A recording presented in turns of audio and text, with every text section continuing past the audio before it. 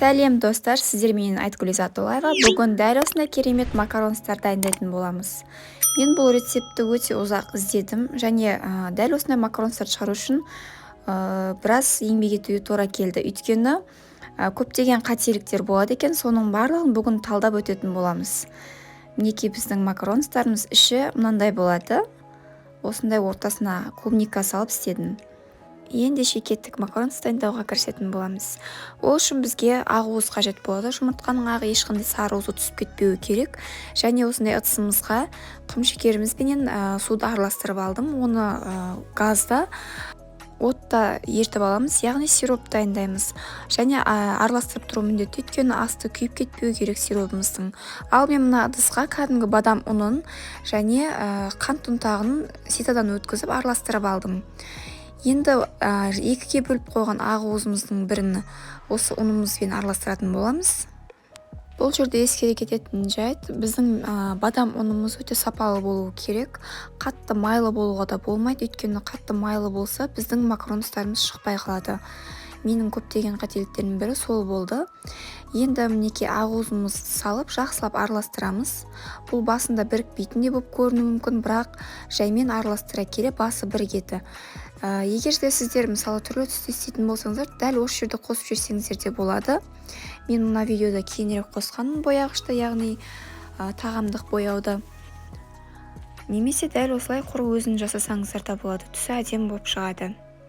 Отымызға жаңа сиропымызды қойып қойдым, ол отта еріп жатыр.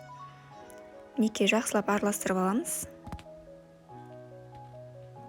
Макарон дайындауда кететін тағы бір қателіктердің бірі, ол біздің ақ уызымыздың көп болуы. Мен көптеген рецепттерді қолдандым, яғни YouTube'тың өзінен қарап немесе оригинал рецепттерді сатып алып та көрдім, бірақ менің қателіктерімнің бірі ақ уызын көп салуымда болды. Мысалы, мен осы жерде 35 граммнан салдым. Негізі 55 граммнан жазылған. 35 грамм маған 100 грамм бадам ұнына жетті. Енді меренгамызды дайындауға кірісеміз. Ол үшін біз жаңа 35 грамм ақ уызымызды саламыз. Ыдысымыз құрғақ болуы міндетті түрде.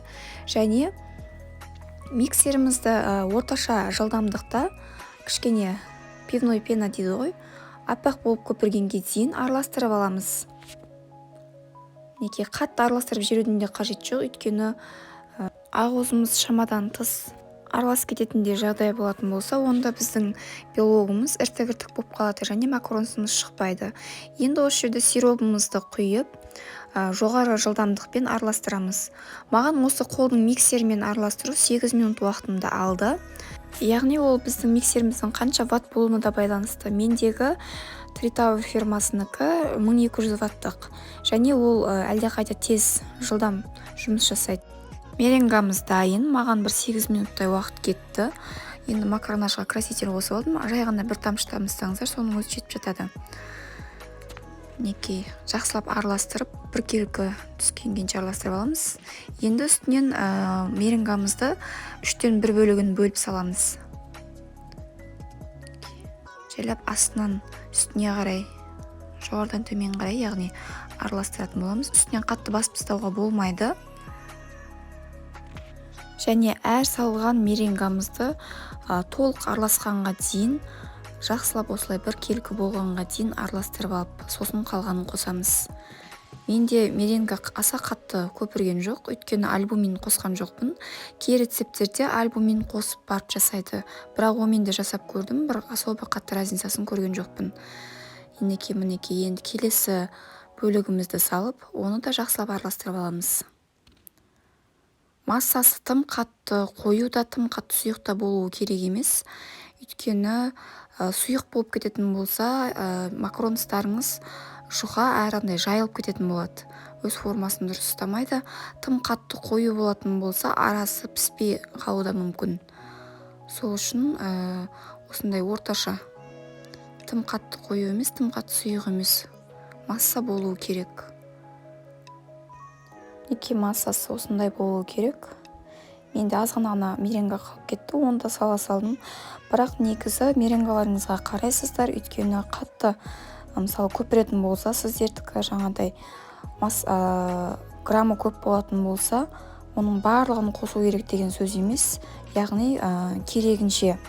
Мысалы 3-4 қасық жеткілікті болып жатады 100 грамм бадам ұнына. Яғни мінекей біздің массамыз осындай болды. Енді оны кондитерлік қапшыққа салып аламыз. Мен насаткамен құйып жатырмын. Егер сіздерде насатка болмайтын болса, кәдімгі осы қапшығымыздың басын тегіс етіп кесіп аласыздар және сонымен құя беретін боласыздар. Енді осы макаронымызды құюдың да өзінің ережелері бар. Яғни тек қана тефлонды немесе силиконды ковриктерге, арнайы макаронға жасалған силиконды ковриктерге құю керек. Мінекей мынандай болады, бірақ міндетті түрде силиконды ковриктеріңіздің беті таза, құрғақ болу керек.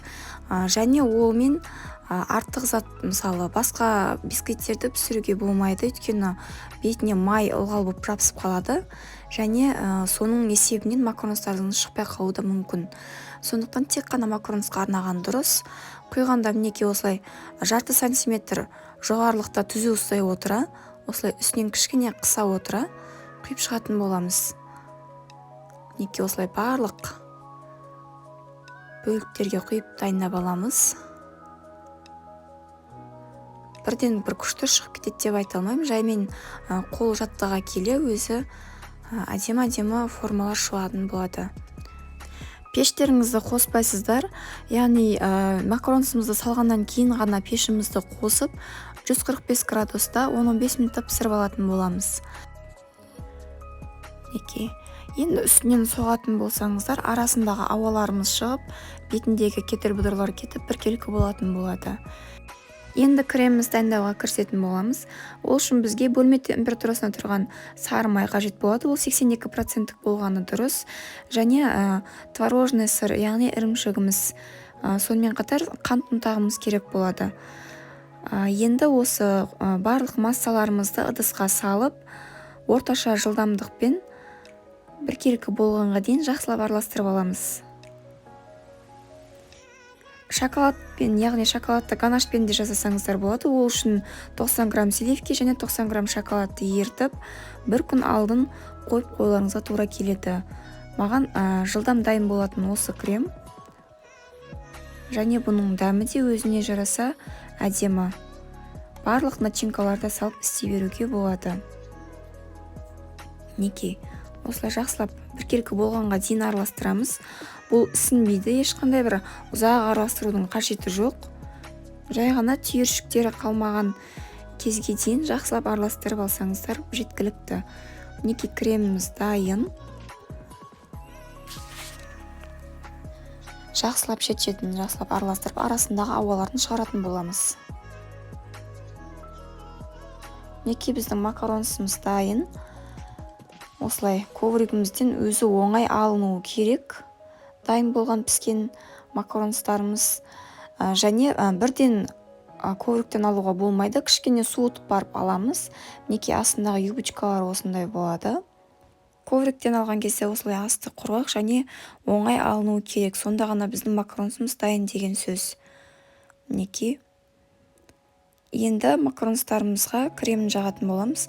Осылай мен қапшықтың басын кішкене кесіп алдым және осындай құлпынайдың варенесін қолдандым. Оны макаронның ортасына начинка ретінде салатын боламыз. Енді мінекей бір-біріне сай келетін көлемдегі макарондарымызды біріктіріп, яғни бір-біріне өлшемін келтіріп дайындап аламыз. Кейде осы піскен кезде, мысалы бірі үлкен, бірі кішкентай болуы да мүмкін. Және сіздердің пештеріңізге байланысты бұлай, мысалы жылуы пештің бүкіл бөлігіне жайылмайтындай болса, осылай бір шет көтеріп, бір шет көтермейтін болады. Ол пешке байланысты. Мінекей осылай бір-біріне лайықтап біріктіріп аламыз. Менде мына жарылғандар да осы менің пешімнің жылулығы ішінде бір қалыпты болмағандықтан осылай жарылып және бір шеттері көтерілмей қалды. Онда сіздерде де болуы мүмкін, пештеріңізге байланысты. Барлығын дайындап аламыз. Бәрін түгелдеп болғаннан соң кремімізді жағуға кірісетін боламыз. Қапшығымызды жақсылап ұстап алып, осылай айналдыра келе құйсақ болады. Бұның да құю жолдары өте көп. бұл ең кішкентайы.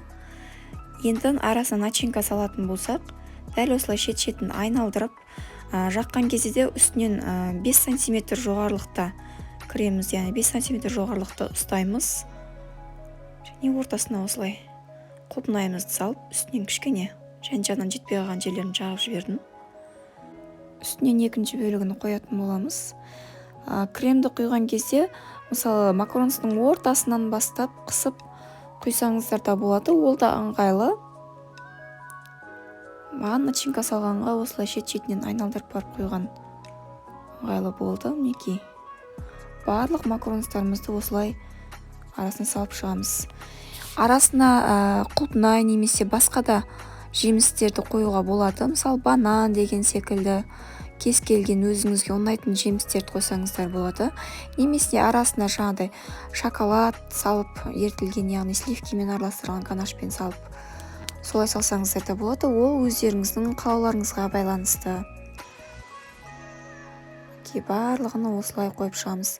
Бұл макаронс өте біздің елімізде бір енді ғана керемет дамып келе жатқан десерт деуге болады.